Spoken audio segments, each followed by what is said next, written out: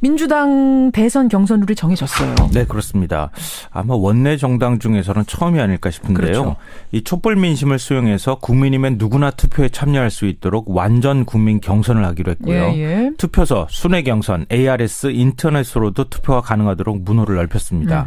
또 과반 득표자가 없을 경우에 1, 2간 결선 투표제도 도입하기로 했습니다. 예. 이 서둘러 대선 경선 룰 결정한 민주당, 이 뉴스의 행간을 좀 살펴볼까 합니다. 지금 서둘러라고 하셨는데 네. 정말로 생각보다 예상보다 빨리 결정이 됐어요. 저는 설 좀 지나야지 되지 않을까 그렇게 생각했는데요. 예. 이 대선 준비를 굉장히 속도감 있게 진행하고 있습니다. 그렇죠. 물론 아직 경선 룰을 최종 의결한 것은 아닙니다. 의결은 된 게 아니에요? 예, 경선 룰을 논의해온 당원 당규위에서 경선 룰을 결정했다는 의미고요. 예. 오늘 최고위원회와 당무위원회를 거쳐야 최종 의결이 되는 겁니다.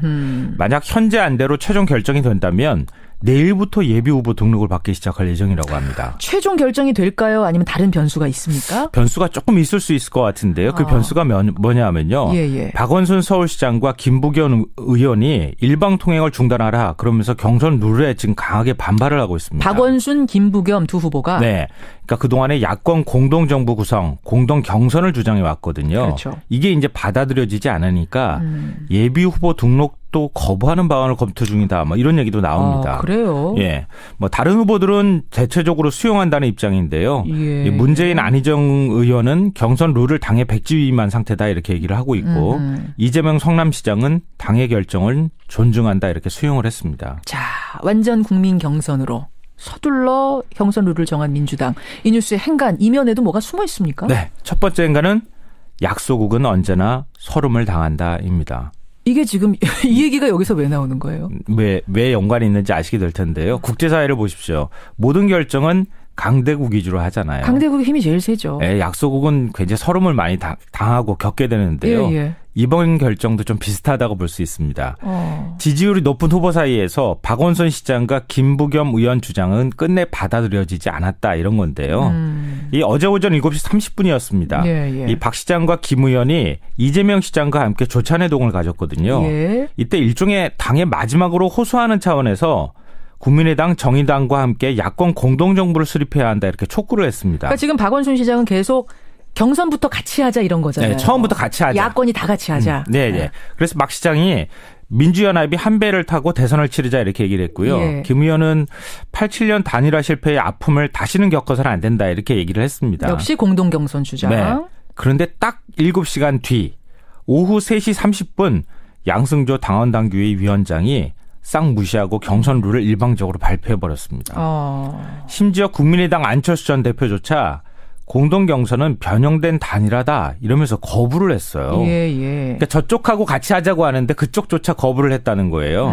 정의당도 좀 회의적인 반응을 보이고 있고요. 야권 공동경선에 대해서. 네. 그러니까 박원순 시장과 김부겸 의원은 당 안에서도 밖에서도 모두 무시당하는 그런 처지가 됐다는 겁니다. 그렇군요. 그렇게 된 거군요. 두 번째 행간은 뭡니까?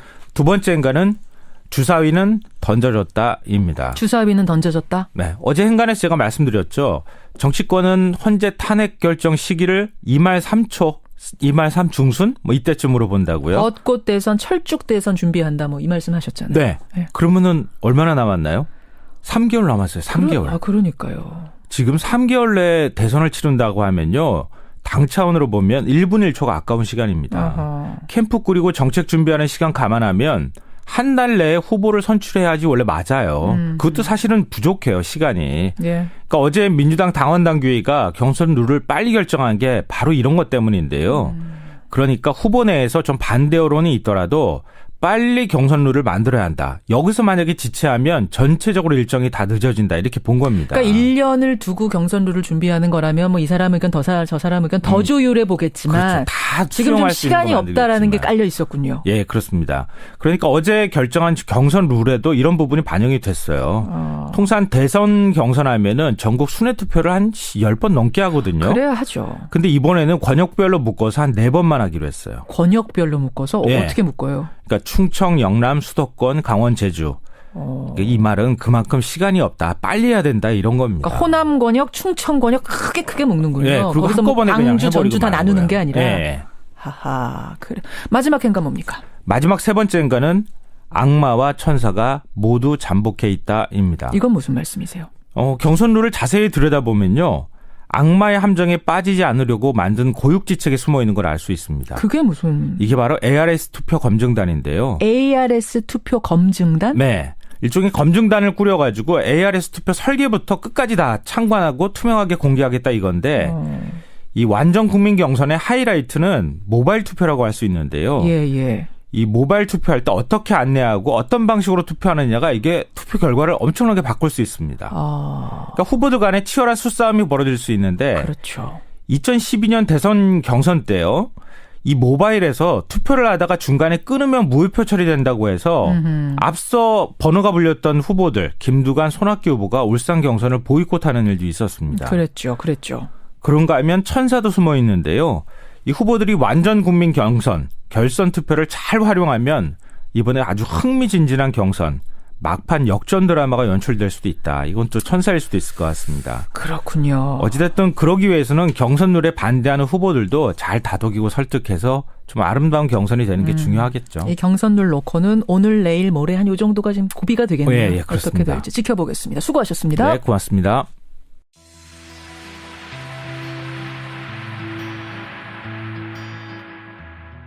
조차 공동 경선은 변형된 단일화다 이러면서 거부를 했어요. 예. 그러니까 저쪽하고 같이 하자고 하는데 그쪽조차 거부를 했다는 거예요.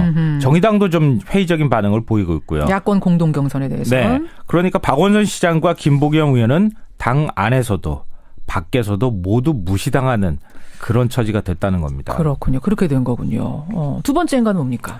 두 번째 행간은 주사위는 던져졌다입니다. 주사위는 던져졌다? 네. 어제 행간에서 제가 말씀드렸죠. 정치권은 헌재 탄핵 결정 시기를 2말 3초, 2말 3중순? 이때쯤으로 본다고요. 벚꽃 대선, 철쭉 대선 준비한다 이 말씀 하셨잖아요. 네. 그러면은 얼마나 남았나요? 3개월 남았어요. 3개월. 그러니까요. 지금 3개월 내에 대선을 치른다고 하면요. 당 차원으로 보면 1분 1초가 아까운 시간입니다. 아하. 캠프 꾸리고 정책 준비하는 시간 감안하면 한 달 내에 후보를 선출해야지 원래 맞아요. 그것도 사실은 부족해요, 시간이. 예. 그러니까 어제 민주당 당원당규회의가 내일부터 예비후보 등록을 받기 시작할 예정이라고 합니다. 최종 결정이 될까요? 아니면 다른 변수가 있습니까? 변수가 조금 있을 수 있을 것 같은데요. 그 변수가 뭐냐 하면요. 예. 박원순 서울시장과 김부겸 의원이 일방통행을 중단하라 그러면서 경선 룰에 지금 강하게 반발을 하고 있습니다. 박원순, 김부겸 두 후보가. 네. 그러니까 그동안에 야권 공동정부 구성, 공동 경선을 주장해 왔거든요. 그렇죠. 이게 이제 받아들여지지 않으니까 예비후보 등록도 거부하는 방안을 검토 중이다. 이런 얘기도 나옵니다. 그래요? 예. 다른 후보들은 대체적으로 수용한다는 입장인데요. 예. 문재인 안희정 의원은 경선 룰을 당에 백지위임한 상태다 이렇게 얘기를 하고 있고 이재명 성남시장은 당의 결정을 존중한다 이렇게 수용을 했습니다. 자, 완전 국민 경선으로 서둘러 경선 룰을 정한 민주당. 이 뉴스의 행간 이면에도 뭐가 숨어 있습니까? 네. 첫 번째 행간은 약소국은 언제나 서름을 당한다입니다. 이게 지금 이 얘기가 여기서 왜 나오는 거예요? 왜 연관이 있는지 아시게 될 텐데요. 국제사회를 보십시오. 모든 결정은 강대국 위주로 하잖아요. 강대국의 힘이 제일 세죠. 네, 약소국은 굉장히 서름을 많이 당하고 겪게 되는데요. 예. 이번 결정도 좀 비슷하다고 볼 수 있습니다. 지지율이 높은 후보 사이에서 박원순 시장과 김부겸 의원 주장은 끝내 받아들여지지 않았다 이런 건데요. 이 어제 오전 7시 30분이었습니다. 예. 이 박 시장과 김 의원이 이재명 시장과 함께 조찬회동을 가졌거든요. 예. 이때 일종의 당의 마지막으로 호소하는 차원에서 국민의당, 정의당과 함께 야권 공동정부를 수립해야 한다 이렇게 촉구를 했습니다. 그러니까 지금 박원순 시장은 계속 경선부터 같이 하자 이런 거잖아요. 네, 처음부터 같이 하자. 야권이 다 같이 하자. 네. 그래서 박 시장이 민주연합이 한 배를 타고 대선을 치르자 이렇게 얘기를 했고요. 예. 김 의원은 87년 단일화 실패의 아픔을 다시는 겪어서는 안 된다 이렇게 얘기를 했습니다. 역시 공동 경선 주장. 네. 그런데 딱 7시간 뒤 오후 3시 30분 양승조 당원당규회의 위원장이 싹 무시하고 경선 룰을 일방적으로 발표해버렸습니다. 심지어 국민의당 안철수 전 대표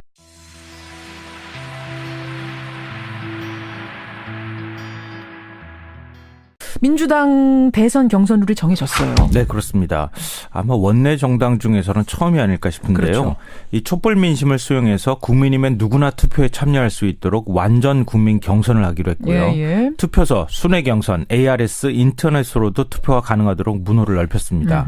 또 과반 득표자가 없을 경우에 1, 2간 결선 투표제도 도입하기로 했습니다. 예. 이 서둘러 대선 경선 룰 결정한 민주당, 이 뉴스 행간을 좀 살펴볼까 합니다. 지금 서둘러라고 하셨는데 네. 정말로 생각보다 예상보다 빨리 결정이 됐어요. 저는 설 좀 지나야지 되지 않을까 그렇게 생각했는데요. 예. 이 대선 준비를 굉장히 속도감 있게 진행하고 있습니다. 그렇죠. 물론 아직 경선 룰을 최종 의결한 것은 아닙니다. 의결은 된 게 아니에요? 예, 경선 룰을 논의해온 당원 당규위에서 경선 룰을 결정했다는 의미고요. 예. 오늘 최고위원회와 당무위원회를 거쳐야 최종 의결이 되는 겁니다. 만약 현재 안대로 최종 결정이 된다면 경선 룰을 빨리 결정한 게 바로 이런 것 때문인데요. 그러니까 후보 내에서 좀 반대 여론이 있더라도 빨리 경선 룰을 만들어야 한다. 여기서 만약에 지체하면 전체적으로 일정이 다 늦어진다. 이렇게 본 겁니다. 그러니까 1년을 두고 경선 룰을 준비하는 거라면 뭐 이 사람 의견 저 사람 의견 더 조율해 보겠지만 그렇죠. 다 지금 좀 시간이 없다라는 게 만들겠지만. 깔려 있었군요. 예, 그렇습니다. 그러니까 어제 결정한 경선 룰에도 이런 부분이 반영이 됐어요. 통상 대선 경선하면은 전국 순회 투표를 한 10번 넘게 하거든요. 그래야 하죠. 근데 이번에는 권역별로 묶어서 한 4번만 하기로 했어요. 권역별로 묶어서 예. 어떻게 묶어요? 그러니까 충청, 영남, 수도권, 강원, 제주. 이 말은 그만큼 시간이 없다. 빨리 해야 된다. 이런 겁니다. 그러니까 호남 권역, 충청 권역 크게 묶는군요. 예, 그리고 거기서 뭐 한꺼번에 그냥 광주, 해버리고 전주 다 마는 나누는 거예요. 게 아니라. 예. 하하. 그래. 마지막 행간 뭡니까? 마지막 세 번째 행간은 악마와 천사가 모두 잠복해 있다입니다. 이건 무슨 말씀이세요? 경선 룰을 자세히 들여다보면요. 악마의 함정에 빠지지 않으려고 만든